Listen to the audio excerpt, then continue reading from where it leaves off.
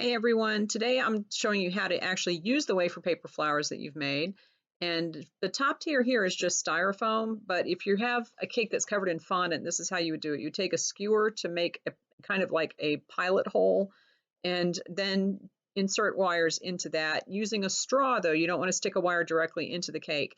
And it's best not to insert too many wires into the cake to begin with, because it will kind of make it like it'll ruin the structure of the cake.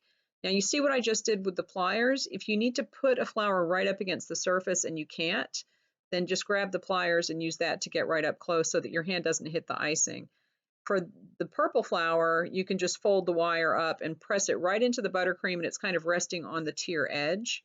But for flowers that you're going to put into the cake, here I go with the pliers again. And this will, with the pliers, just help you get it right up into there. But again, if you're doing, like if you're inserting a flower into a real cake, and I'm going to do it with this one, you're going to use a drinking straw and cut that there. And again, you don't want to do too many straws. Just put the straw in there and then you can put the wire into the straw so it doesn't touch the inside of the cake. And press that flower right up against the buttercream and the petals will stick. The wafer paper petals will stick. Now here I've decided that that flower was too large, so I'm just going to take this one. It doesn't have any wires on the back. And you can I'm kind of fitting it into the purple one, but you would use corn syrup to press unwired flowers up against fondant. And I am going to put that there.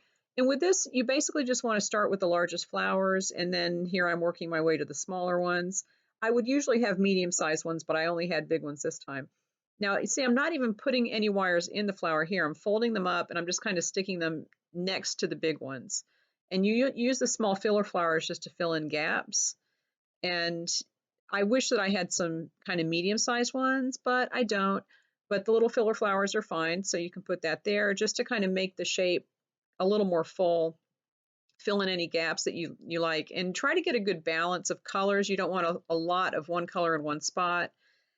Now with the leaves, I started out with that big like little vine of leaves, but I thought that was too much. So I always do the big flowers first, then work your way down in size, and then put some greenery in, because the greenery makes it look a little more realistic and it just kind of gives you a nice break from flower, flower, flower.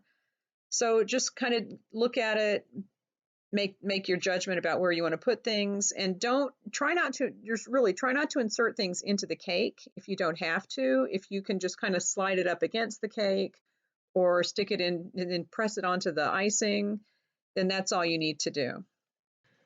And when you're done, just kind of look and make sure that it looks the way that you want it to. If you need to adjust anything, you can do that. And, you know, if you have tried not to add too many holes to the cake, it will be easy to remove the flowers around. But really, if you can use buttercream to attach them, that's the best thing. Try not to put too many holes in any cake. Don't use too many dowels. It's not good for the structure of the cake. And it's not good to put inedible elements into the cake without some kind of wrapping around them to keep them from touching the food that people will be eating.